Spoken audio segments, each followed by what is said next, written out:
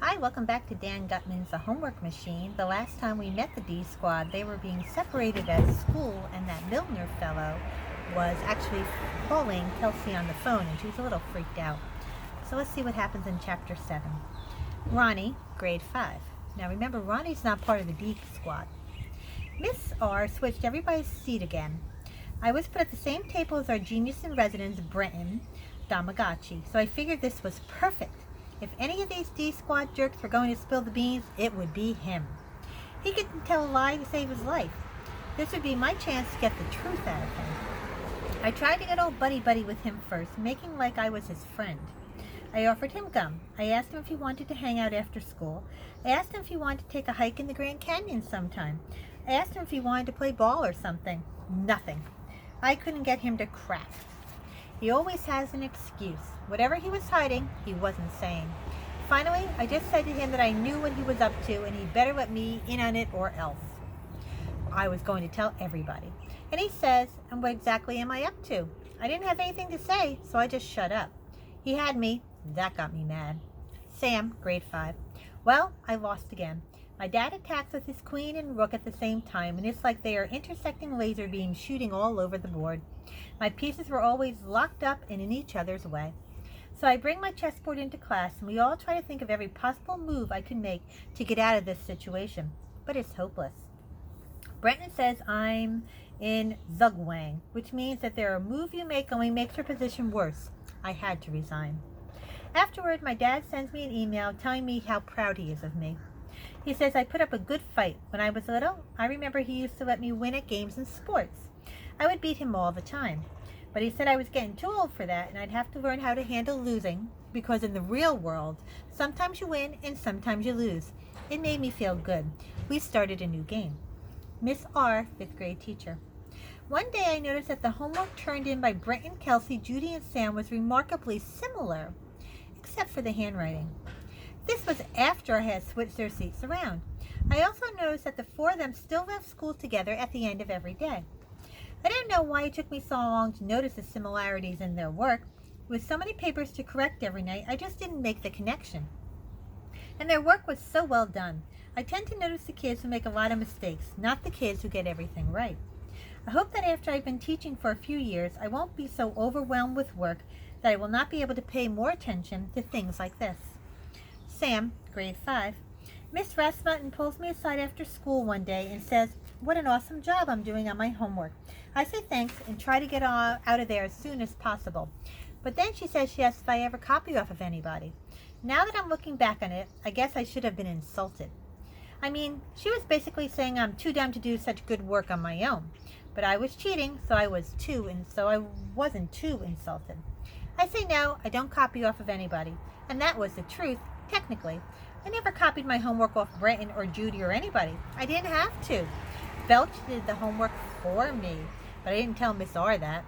Kelsey, grade 5. The three of them got all bent out of shape after Miss R had to talk with Snick. They decided that me and Snick had to start getting some of the answers wrong, so it wouldn't look like the machine was doing our homework for us. So now we had to cheat so it wouldn't look like we were cheating. What a hassle. I can make mistakes just fine on my own. Brenton, grade 5. It became necessary to rewrite the Belch software to program in intentional mistakes at random intervals for Snick and Kelsey's homework. This was an interesting challenge, and I enjoyed it immensely. It's easy to design a machine that will work perfectly all the time. It's harder to design one that will work perfectly just most of the time. It goes against the nature of machines. It reminded me of what they did with Post-it notes. They created an adhesive that was sticky, but not too sticky. If Post-it notes were stickier, they would not serve their purpose. You wouldn't be able to pull them off and stick them somewhere else. They're perfect because they don't work very well. In other words, they're perfect because they fail. That was what I had to accomplish with Belch. Police Chief Rebecca Fish. Received a call on Saturday afternoon, March 16th. There was a break-in at the house of the Tamagotchi boy. Nobody was home at the time. There was a broken basement window, some minor damage. Nothing was stolen. Didn't look like a professional job. They ran when the alarm went off, and it was a prank by a kid, I guess. Happens all the time. Ronnie, grade 5. I did not try to break into Brenton's house. I don't care how many times you ask me, I didn't do it, and you can't prove that I did. Judy Douglas, grade 5. We had this school paper called the Grand Canyon Times. It's not a real paper, just some stories and poems that kids write, and it's stapled together. It comes out a few times a year. Anyway, there's a gossip column in there. Usually the gossip is silly stuff like guess who likes so-and-so, or which teacher wears a wig, stuff like that. But right in the middle of the page, there was an item about a homework machine. I freaked out. The Grand Canyon Times. And rumors are flying around the canyon that certain people in grade 5 have invented a mysterious machine that does their homework for them. Can you believe that? Where can we get one of those, and how much do they cost? Sam, grade 5. I freaked when I saw it. Whoever planted that thing in the paper was a real rat. It wasn't me. I figured it couldn't have been Brenton. I wasn't so sure about Judy or Kelsey. Kelsey, grade 5. After that thing was in the paper, we had to have another stupid meeting. Sam tried to get one of us to confess, but nobody did. We decided that we couldn't meet at recess anymore, and we couldn't be seen talking to each other at school. Judy was totally paranoid that we were going to get caught. Ronnie, grade 5. Okay, I was the one who tried to break into Brenton's house. I had to find out what they were up to. What are you going to do? Throw me in jail? I didn't cheat on my homework, and I had nothing to do with the item in the paper. You'll have to pin that on somebody else. Look, I didn't know if they had a secret machine or not, but it sounded believable. And if they did have a machine, it wasn't fair to the rest of us. Why should I have to sit there for hours doing my homework by hand when somebody else can just push a button and have some machine do it for them? I wasn't the one who felt that way. I wasn't the only one who felt that way. I heard other kids talking about it too. Brenton's mom. It was towards the end of March when a stranger knocked at our door one morning. Brenton was at school. This man asked if he could ask me a few questions. First, it was simple questions like how many years have I lived in this house and things like that. Then he started asking me about what computer equipment we had and what we do with it. I didn't like the whole idea of this stranger asking me these questions, and I asked him to kindly leave. I was frightened. I didn't catch his name. Kelsey, grade 5. We had to have another stupid meeting because some guy was snooping around Brenton's house. I wonder if it was that Milner guy who was stalking me.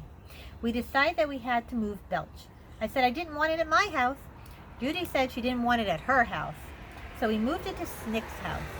What a pain it was carrying all that stuff. The computer must have weighed a ton. We had to put it in a wheelbarrow. Thinking back on it now, I noticed one weird thing that I never mentioned to anyone. When we unplugged the computer to move it to Snick's house, the little red light didn't go out. Dum. That's the end of chapter 7. So people are now starting to wonder about the D Squad, how they're getting their homework all done, and what's going on. So let's see what happens in chapter 8 on the next time. Have a good day.